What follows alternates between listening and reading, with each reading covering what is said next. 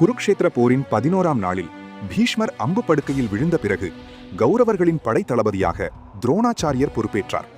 பாண்டவர்களுக்கும் கௌரவர்களுக்கும் ஒரே குருவான அவர் அளவற்ற வீரத்துடன் போரிட்டு பல மன்னர்களை வீழ்த்தினார். பாண்டவர்களின் படை கடுமையாக சிதறத் தொடங்கியது. யுதிஷ்டிரனை உயிருடன் பிடிக்க வேண்டும் என்ற நோக்கில் துரோணர் கொடூரமான தாக்குதலை நடத்தினார். ஆனால் அர்ஜுனன் எதிர்த்து நின்றதால் அந்த முயற்சி தோல்வியடைந்தது.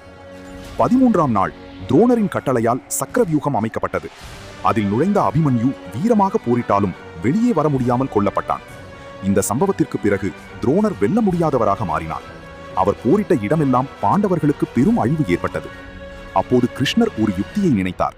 தன் மகன் அஸ்வத்தாமன் இறந்துவிட்டான் என்று துரோணர் நம்பினால் மட்டுமே அவர் ஆயுதங்களை கைவிடுவார் என்று அறிந்தார். உடனே பீமன் அஸ்வத்தாமன் என்ற பெயருடைய யானையை கொன்று அஸ்வத்தாமன் இறந்துவிட்டான் என்று சத்தமாக அறிவித்தான். இதை கேட்ட துரோணர் குழப்பமடைந்தார். உண்மை பேசுபவன் என்ற புகழ்பெற்ற யுதிஷ்டிரனை நோக்கி, என் மகன் அஸ்வத்தாமன் உண்மையாகவே இறந்தானா என்று கேட்டார். தர்மத்துக்கு பெயர் பெற்ற யுதிஷ்டிரன் ஒரு கணம் தயங்கினார். பின்னர் அவர் மெதுவாக, அஸ்வத்தாமன் இறந்துவிட்டான், மனிதன் அல்ல, யானை என்று கூறினார். ஆனால் அந்த இறுதி வார்த்தைகள் கிருஷ்ணன் ஊதிய சங்கின் முழக்கத்தில் மூழ்கி துரோணருக்கு கேட்கவில்லை. தன் மகன் இறந்துவிட்டான் என்று நம்பிய துரோணர் துயரத்தில் உறைந்தார். போராடும் மனம் இழந்து ஆயுதங்களை கீழே வைத்தார். தியானத்தில் அமர்ந்து உயிரை விட்டுவிட தயாரானார். அந்த நேரத்தில் துருபதனின் மகனான திருஷ்டத்யும்னன் வாய்ப்பை பயன்படுத்தி ஆயுதமின்றி இருந்த துரோணரின் தலையை வாளால் துண்டித்தான். இதை கண்ட அர்ஜுனன் மிகுந்த கோபமடைந்தான். ஆயுதமற்ற குருவை கொல்வது தர்மமல்ல என்று கண்டித்தான். ஆனால் பாண்டவர்கள் வெற்றி பெற துரோணரின் மரணம் அவசியமானதாகிவிட்டது.